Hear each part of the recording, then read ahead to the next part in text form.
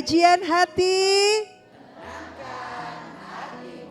Masya Allah, baik sekarang kita sudah ke penanya selanjutnya nih. Ada bintang tamu juga nih Ustadz. Kak Silbi, halo Kak Silbi, boleh berdiri Kak?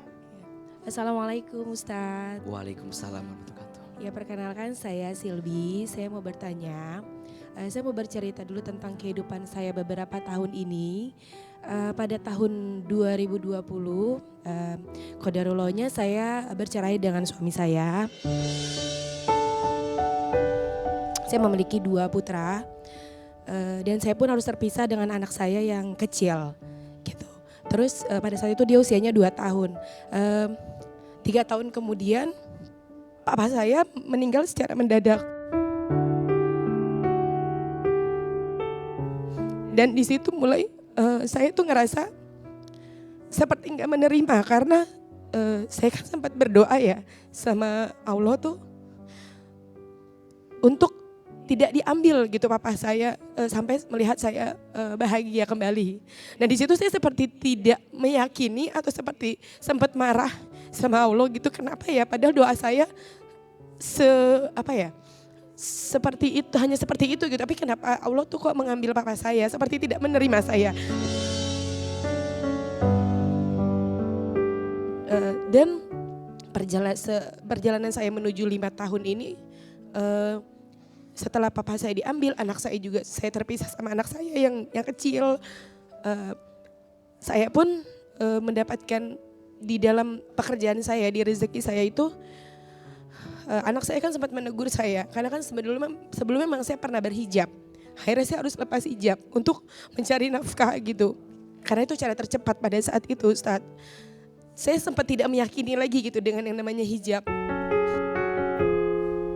Akhirnya sampai saat ini bergejolak di hati saya, kenapa ya saya bilang gitu. Saya seperti tidak meyakini semuanya gitu Ustadz gitu.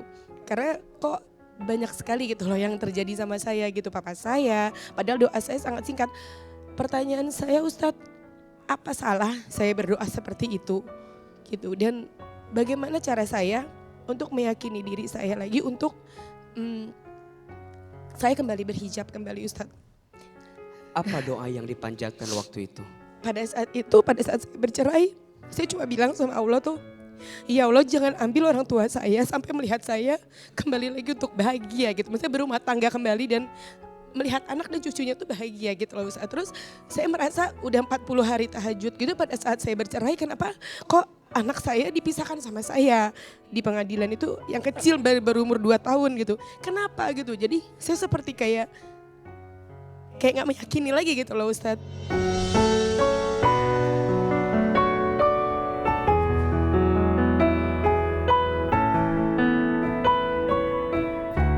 Bunda,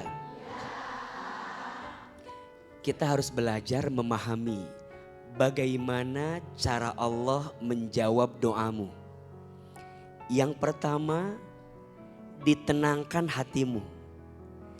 Jadi kalau Bunda berdoa, mungkin Allah tidak kasih atau belum kasih apa yang Bunda minta. Tapi yang pertama, yang pasti Allah kasih ketenangan hati.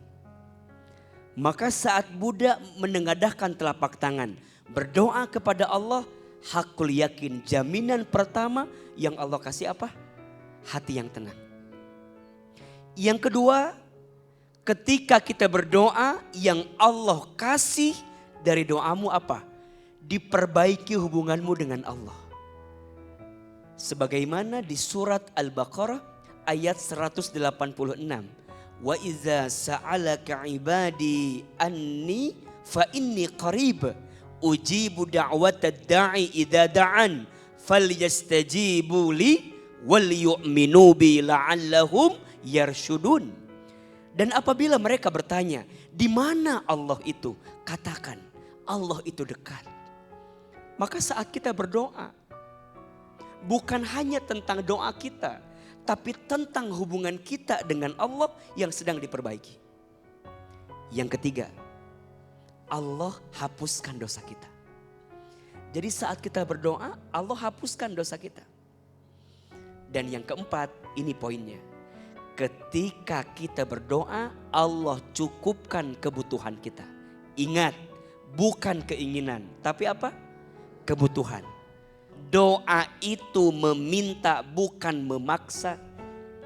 Kalau meminta hasilnya terserah Allah. Kalau memaksa hasilnya harus sesuai maunya kita. Berarti selama ini bunda teh berdoa teh minta atau maksa? Maka Kak Silbi jangan khawatir dengan doa. Wafatnya ayah kemarin bukan karena doa Kak Silbi, memang waktunya aja sudah waktunya, betul? Semoga ayah almarhum Allah tempatkan di tempat yang terbaik. Allah lapangkan alam kuburnya. Allah terima iman Islamnya. Allah jadikan kuburnya raudhah min riyadil jannah. Dan semoga Kak Silbi terus jadi anak yang baik, yang bisa membahagiakan orang tua, wabil khusus ibu yang masih ada. Insya Allah. Insya Allah saya akan jalanin amanah papa saya itu untuk ya semoga Allah mengabulkan ya dengan saya menjadi atau berjalan menjadi anak yang lebih solehah lagi gitu. Nanti saya dipertemukan dengan imam yang seperti papa saya mau gitu, menjadi mendapatkan imam yang soleh lah gitu. Maaf ya Pak, maaf banget.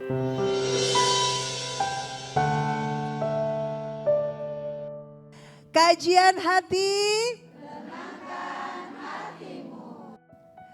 Assalamualaikum Ustadz Hilman. Perkenalkan, aku Nani dari Kerawang. Seorang ibu dari 3 orang anak. Usiaku kini 57 tahun. Saat muda aku bekerja sebagai perawat dan jatuh cinta dengan pasienku sendiri, yang kemudian menjadi suamiku. Kami menikah, namun dalam pernikahan ini aku hanya benar-benar diperlakukan sebagai pelayan bagi suami. Aku harus selalu menuruti keinginannya dan tidak diperbolehkan bersosialisasi dengan siapapun. Ketika kami dikaruniai 3 anak, aku merawat mereka dengan penuh kasih sayang. Namun suamiku tidak suka jika anak-anak melakukan sesuatu sendiri. Bahkan untuk urusan membeli bensin untuk sekolah, aku rela membelikannya di pom bensin dengan wadah. Lalu aku bawa pulang dan mengisi satu persatu motor mereka. Selama bertahun-tahun aku mengurus seluruh urusan rumah tangga seorang diri. Suamiku bekerja dan aku tetap di rumah. Hampir 30 tahun kami menikah. Hingga akhirnya 5 tahun lalu suamiku meninggal karena komplikasi penyakit. Sejak saat itu hidupku berubah drastis. Aku merasa bebas dan mulai bersosialisasi dengan teman-temanku. Salah satunya adalah mantan kekasihku yang dahulu.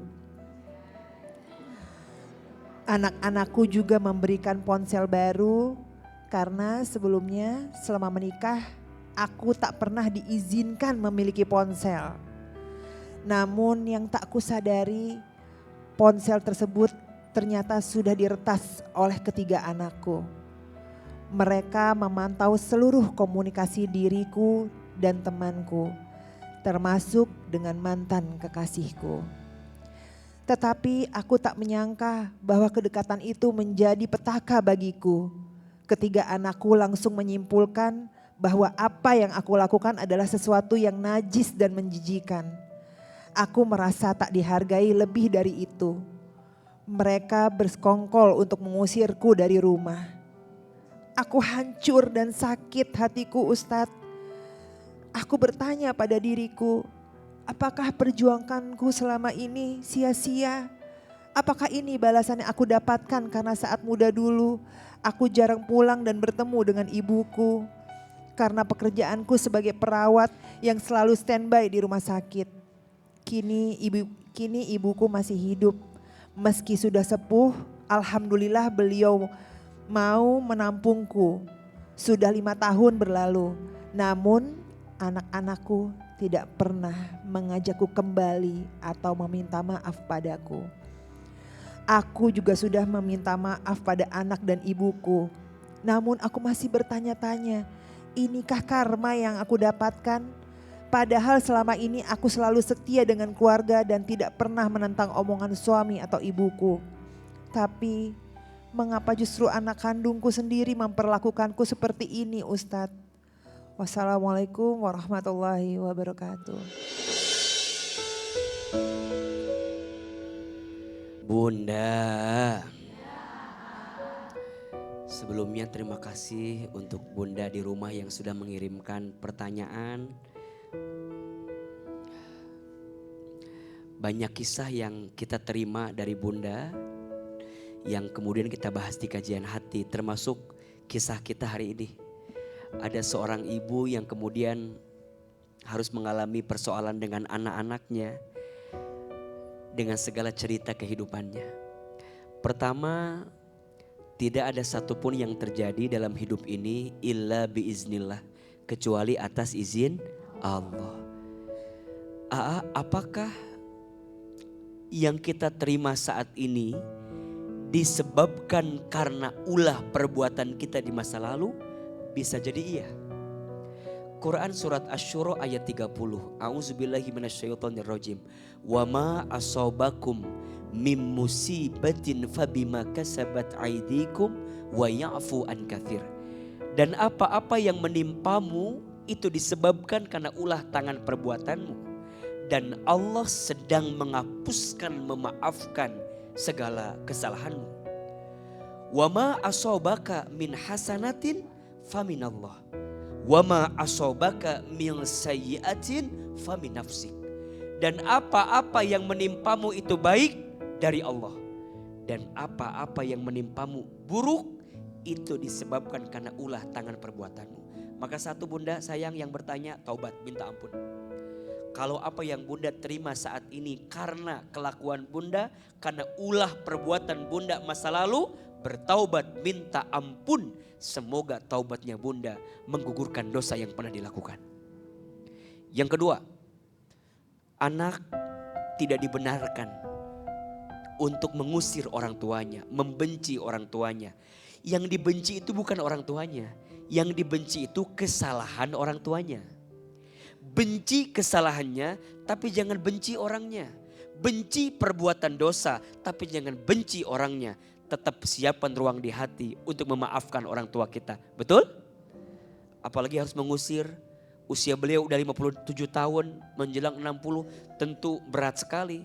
Diusir dari rumah, yang rumah itu memang punya beliau padahal. Allahu Akbar. Semoga Bunda dilembutkan hatinya, anak-anak Bunda juga dilembutkan hatinya. Yang lalu biarlah berlalu. Jangan terlalu mengungkit kesalahan orang tua. Sebagai anak, kadang kita nggak tahu cerita apa yang terjadi pada orang tua kita. Betul? Maka jangan terlalu ikut campur dengan persoalan orang tua kita di masa lalu. Contoh, orang tua kita ada masalah dengan pasangan misalnya. Kita anak kan gak tahu apa-apa. Tugas kita sebagai anak berbuat baik aja. Apapun yang terjadi kemarin, biarkan itu jadi bab antara orang tua kita dengan Allah. Tugas kita sebagai anak terus berbuat baik. Walaupun kadang kenyataannya memang tidak mudah bisa kita pahami. Mudah-mudahan Allah jadikan kita anak yang memuliakan orang tua kita.